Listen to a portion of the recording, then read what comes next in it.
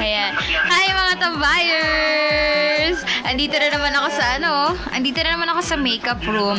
Yung una kong video na ganito, si Ate Josie na nagugupit ng bangs ko. Ngayon naman, Ate Josie ulit. Oo, kulot naman the hair of mine. At in fairness sa Ate Josie din ang pangalan niya, pero magkapatid sila. Akalain mo yon, ikaw si... Josephine kasi ako. Tapos siya? Jocelyn.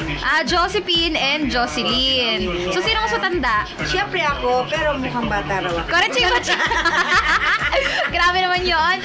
So, parang issue yan ha? Oo, may So, nagpapakulot ako ng hair ngayon kasi mamaya may mall show. Bugoy Drilon sa Robinson's Metro East. At ayun, sumisilip banda dun. Si Congressman Ren Pedernal.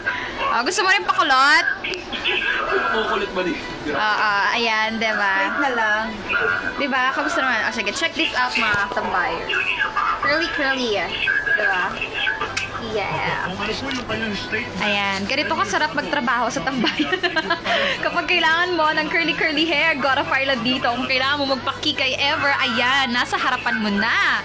Diba? May malaking salamin pa. Sangka pa. Mag-say hi ka natin, Josie. Hi sa mga tambayers. Yun, Talagang kayong makinig, ha? Sa tambay. Bye-bye.